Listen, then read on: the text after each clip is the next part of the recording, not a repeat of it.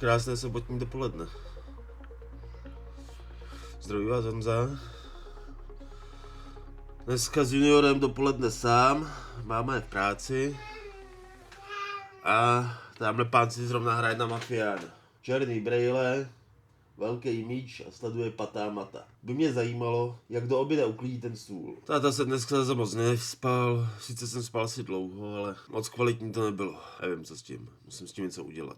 Musím s tím něco udělat hodně rychle, jinak asi padnu a hůbu co nevidět. K obědu budou těstoviny s mletým masem a rečetovou omáčkou. Těstoviny máme vařený, srovně připravený, tak dám tomu ještě 10 minut a jdu to v rychlosti uvařit. Tak vás vemu s sebou. Jinak tátovi se vrátila rýma a opět ho bolí v krku. Super, úplně jako bombastické.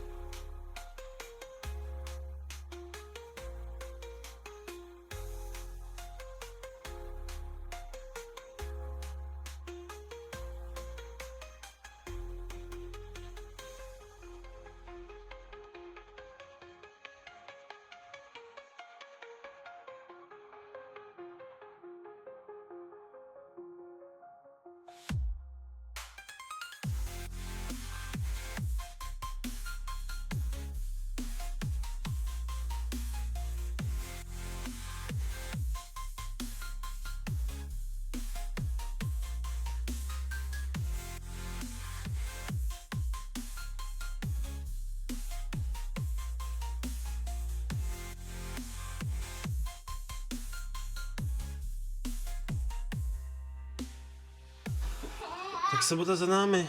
Maso je pečený a vařený, nacpaný ve sklenicích. Právě jsem ho začal zavařovat. Jelikož na to nemám odpovídající kanstrol, tak to pojedu 6 sklenic na 2 a snad to bude dobrý. A zítra se pustíme do paštiky. Odpoledne paštiku a dopoledne a k obědu budeme dělat hovězí po myslivecku. Máme ho naložený v lednici, musíme vstát nejpozději v 9, aby jsme to dali pít. Má se to pít hodinu zakrytý a hodinu odkrytý. To je do 11, pak to bude chvíli odpočívat, pak to nakrájíme a sežereme. Uděláme si k tomu asi těstoviny.